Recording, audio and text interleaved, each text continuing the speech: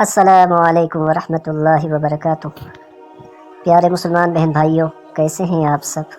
آئیں پیارے آقا علیہ الصلاۃ والسلام کی چند احادیث مبارکہ سماعت فرمائیں۔ جزاک اللہ۔ بسم اللہ الرحمن الرحیم۔ حضرت ثوبان رضی اللہ تعالیٰ عنہ سے روایت ہے کہ رسول اللہ صلی اللہ علیہ وسلم نے ارشاد فرمایا، بیمار آدمی کی عیادت کرنے والا جنت کے میوہ میں ہوتا ہے یہاں تک کہ وہ لوٹ آئے۔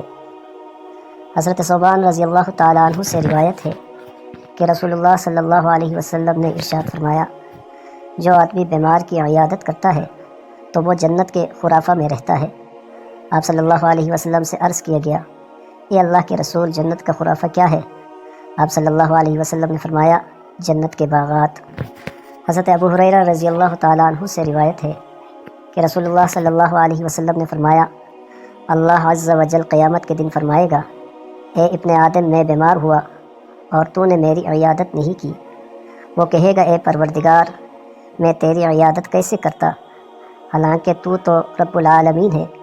اللہ فرمائے گا، کیا تو نہیں جانتا کہ میرا فلاں بندہ بیمار تھا اور تو نے اس کی عیادت نہیں کی؟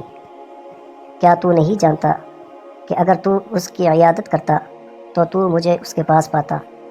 اے ابن آدم، میں نے تجھ سے کھانا مانگا لیکن تو نے مجھے کھانا نہیں کھلایا۔ وہ کہے گا، اے پروردگار، میں آپ کو کیسا کھلاتا، حالانکہ تو رب العالمین ہے۔ تو اللہ تبارک و تعالیٰ فرمائے گا، کیا تو نہیں جانتا کہ میرے فلاں بندے نے تجھ سے کھانا مانگا تھا لیکن تو نے اس کو کھانا نہیں کھلایا تھا؟ کیا تو نہیں جانتا کہ اگر تو اس کو کھانا کھلاتا تو مجھے اس کے پاس پاتا؟ اے ابن آدم، میں نے تجھ سے پانی مانگا لیکن تو نے مجھے پانی نہیں پلایا۔ وہ کہے گا، اے پروردگار، میں تجھے کیسے پانی پلاتا، حالانکہ تو رب العالمین ہے۔ اللہ فرمائے گا، میرے فلاں بندے نے تجھ سے پانی مانگا تھا لیکن تو نے اس کو پانی نہیں پلایا تھا۔